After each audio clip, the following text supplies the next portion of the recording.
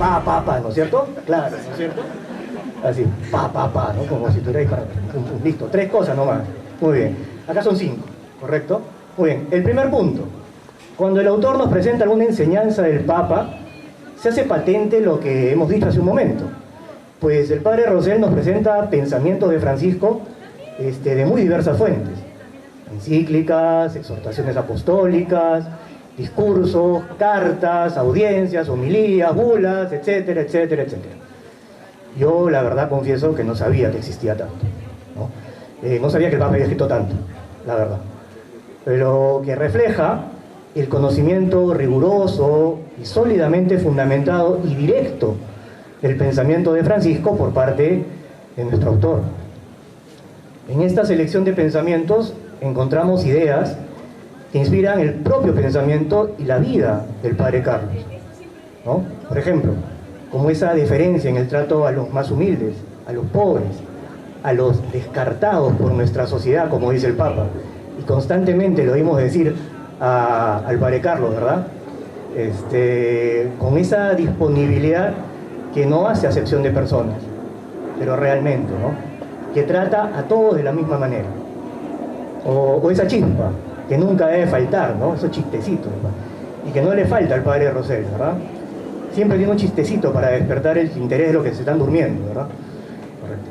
Y que también encontramos en el Papa, como cuando Francisco, hablando de María, nos dice: los cristianos no tenemos derecho a tener psicología de huérfanos. La iglesia no es un orfanato, porque tenemos madre. Y el que no quiera a María como madre, la va a tener como suegra, ¿no? Porque es madre, no solo porque nos da la vida, sino porque nos educa en la fe, ¿no? Así que ya sabemos, hay que tratar a María como madre, ¿no? No hay que tener 2 suegras, ¿no es cierto? Muy bien. En el segundo punto, el padre Rosell hace una breve reflexión sobre lo expuesto por el Papa. Ahí encontramos enseñanzas sólidas, con palabras sencillas. Por ejemplo, cuando reflexiona sobre lo que el Papa dice acerca del nacimiento del Señor. Acá cito nuevamente Francisco y Jesús, página 13, cuando se refiere que Cristo ha venido a buscarnos, nos dice lo siguiente. Primero cito al Papa. Este niño, Cristo, nos enseña lo que es verdaderamente importante en nuestra vida. Nace en la pobreza del mundo, porque no hay un puesto para él en la posada y su familia. Encuentra cobijo y amparo en un establo y viene recostado en un pesebre de animales. Y sin embargo, de esta nada brota la luz de la gloria de Dios. Desde aquí comienza para los hombres de corazón sencillo el camino de la verdadera liberación y del rescate perpetuo. En una sociedad, dice más adelante, frecuentemente ebria de consumo y de placeres, de abundancia y de lujo, de apariencia y de narcisismo, Él nos llama a tener un comportamiento sobrio, es decir, sencillo, equilibrado, lineal, capaz de entender y vivir lo que es realmente importante, ¿no? Y nos comenta el padre Carlos: el Papa Francisco nos pide asumir con radicalidad el mensaje del nacimiento del Salvador. ¿Qué implica eso? Valorar la humildad y la pobreza.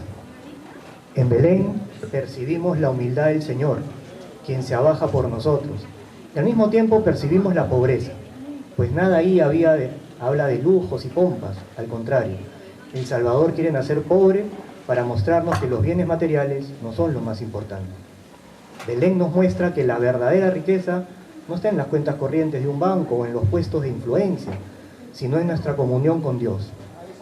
Con ese Dios que se hace niño y que en un pesebre con los brazos abiertos nos muestra su amor y nos ha venido a buscar.